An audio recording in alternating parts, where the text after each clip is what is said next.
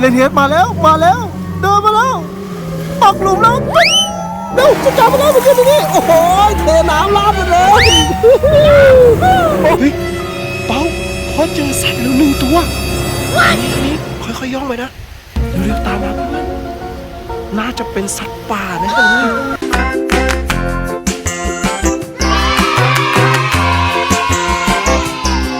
เรามาอยู่ที่บริเวณชายทะเลชายหาดชะอำแล้วครับเพื่อนๆนี่ตรงเนี้ยคือหน้าของรีสอร์ทลาลาบายเดอะซีครับก็จะมีเก้าอี้ไว้ให้นั่งแบบนี้ด้วยนะแล้วก็มีชายหาดดูดิเหมือนไม่มีใครอยู่เลยอะมีเราเล่นกันอยู่ไม่กี่คนนะเพื่อนๆเสร็จแล้วก็จะมีเรือด้วยครับนี่เรือประมงนี่จะเป็นสปริงฟิลด์อาซีครับส่วนฝั่งนี้ครับนี่ของเราที่พักเราลาลาบายเดอะซีครับจะเป่าไปแล้วครับลงน้ำทะเลไปแล้วเพลินเลยครับเจ้าเปาครับวันนี้แบบว่าชายหาดนี่แบบว่าเป็นส่วนตัวมากโดนคลื่นซัดครับโดนคลื่นซัดกระเด็นเลยเอาของเล่นมาด้วยนี่ของเล่นทะเลเรามาขุดหลุมให้ลึกที่สุดแบบวันนั้นกันไหมโอเคเซเลนเฮดมาแล้วเร็วมาแล้วกันดี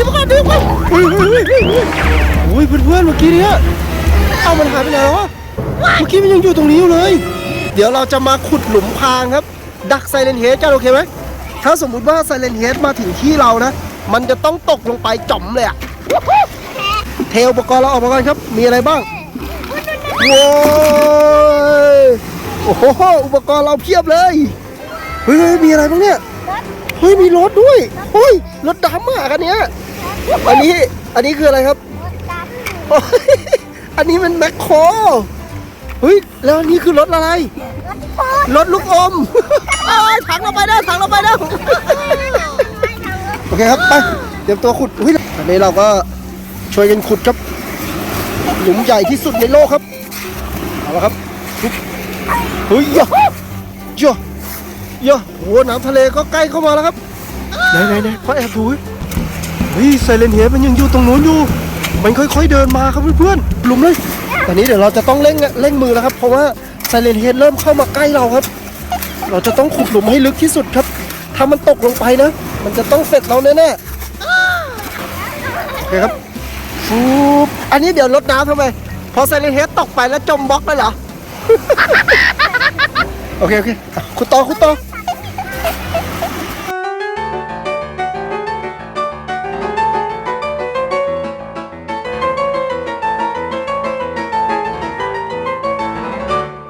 พื่อนๆเจ้าเป่าอ่ะขุดล่องไว้ด้วยครับเดี๋ยวถ้าสมมุติว่าไซเลนเฮดเดินมาแล้วมันจะตกตรงนี้เลยครับโอเคหลุมเราครับขาลงมาแล้วเอาช่วยกันครับโอ้ยหนาวแย่แล้วหลุมเราถูกทำลายเพื่อนตอนนี้ครับเพื่อนๆมีบานาน่าโบ๊ทมาด้วยครับอันนี้เป็นแบบโซฟาครับโอ้นั่งมาคนเดียวเลยอ่ะโอ้ไปแล้วเจ้าเปาเชียร์ใหญ่ครับเชียร์ให้พี่เขาขับไปครับเพื่อนตอนนี้เราขุดหลุมพรางเสร็จเรียบร้อยแล้วอะเดี๋ยวเราจะล่อให้ไซเลนเฮดเดินมาเจ้าเปาล่อไซเลนเฮดมาเลยเร็วเดี๋ยวจะให้มันตกหลุมมันนี้เพื่อนไซเลนเฮดมาแล้วเดินมาแล้วตกหลุมแล้วตุ๊บเร็วจะจับมาแล้วมันขึ้นตรงนี้โอ้โหเทน้ำราดมันเลยโอ้มันจมบล็อกเลยเจ้าเปาไซเลนเฮดอะโอเคครับตอนนี้เราจับได้1 ตัวแล้วครับเจ้าเปาไปล่อมาอีกเอาตัวอื่นอีกไปล่อตอนนี้เจ้าเปาจะล่าครับสายตัวดุกดิกเฮ้ยมันมาแล้วเจ้าเปามันมาแล้วเร็วมันเดินแล้วหนีก่อนเอาละครับไซเลนเฮดตัวที่2เดินมาแล้วปักแล้วเรียบร้อยจมบล็อกไปเลยมีม้าด้วยครับที่เขาขี่ม้ามาครับไปแล้วเจ้าม้าเพื่อนๆก็นี่หลังจากที่เจ้าเป่าครับไปเล่นน้ำทะเลมาครับก็กลับมาที่ห้องครับนี่มาเล่นอ่างน้ำส่วนตัวครับสระว่ายน้ำส่วนตัว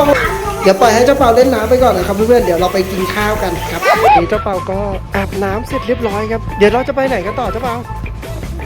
โอเคครับเดี๋ยวเราจะไปร้านประจำที่เราไปนะครับเวลามาชะอำทีไรเนี่ยเราจะไปแวะที่ร้านนี้ทุกครั้งเลยนะครับเดี๋ยวเจ้าเปาพาไปครับเพื่อนๆเฮ้ยสองคนแม่ลูกวิ่งหนีอะไรกันนะหรือว่าเฮ้ยจริงด้วยมีไซเลนเฮดไปด้วยดีกว่าเฮ้ยสองคนแม่ลูกไปเลยโอ้โหดีนะออกมาทันเพื่อนดูบรรยากาศดิเพราะตอนกลางคืนครับเขาจะมีต้นไม้แล้วก็จะมีไฟระยิบระยับเลยนี่ไงเจ้าเปากับคุณแม่รอที่รถละไปนี้เราก็มาถึงร้านน้องนัดแล้วไปเดี๋ยวเจ้าเปาพาลงไปดูเลยครับเจ้าเปาครับก็มาถึงหน้าร้านแล้วเพื่อนๆดูดิดูบรรยากาศดิบริเวณหน้าร้านนี้ก็จะมีจุดนี้ถ่ายรูปครับตรงนี้โอ้โหส่วนเจ้าเปาครับไปอยู่บนที่นั่งแล้วครับนี่สามารถนอนได้นะเพื่อนๆชมบรรยากาศริมทะเลอ่ะมานอนพักกันก่อนครับนะครับตอนนี้เจ้าเปาก็นอนชมบรรยากาศริมชายทะเลครับดูสิโอ้บรรยากาศดีมากๆเลยเจ้าเปาแบบนอนหลับสบายเลยครับไปนะครับลงทะเลไปแล้วชายทะเลช่วงกลางคืนครับเห็นไหมบรรยากาศแบบดีมากครับบรรยากาศภายในร้านน้องนัดนะครับก็ยังไงเพื่อนๆก็ลองดูจากแมปนะครับ Google Map แล้วก็มาแวะที่ร้านได้เพื่อนเยอะแล้วตอนนี้เราเจอฝูงม้าตามมาครับเพื่อน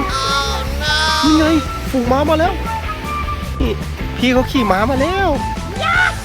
นี่บริเวณหน้าร้านน้องนัดครับก็จะมีชายหาดในกว้างเลยครับเจ้าเปาก็แบบว่าเล่นเพลินไปเลยครับนี่ก็จะมีโรงแรมเนี่ยหลายโรงแรมเลยครับนี่เดี๋ยวจะพาเจ้าเปาไปเดินสำรวจครับยามค่ำคืนเดี๋ยวคุณพ่อเปิดแฟลชแป๊บนึงนี่โอ้โหเห็นเจ้าเปาไหมเพื่อน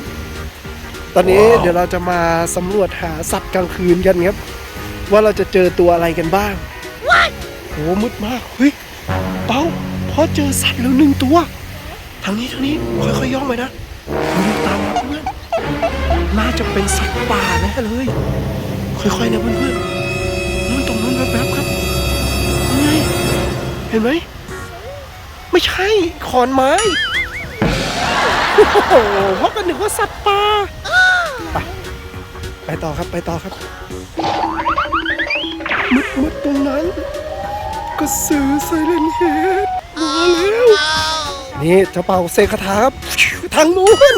นี่เดี๋ยวจะเป็นคาถาปราบกระสือไซเลนเฮดครับท่องว่า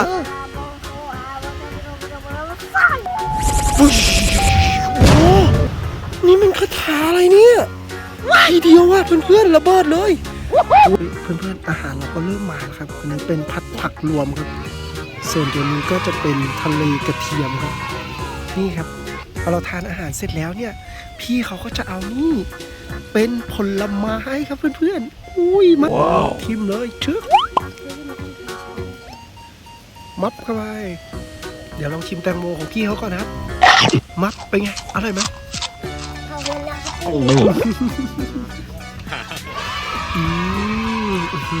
หวานเจี๊ยบ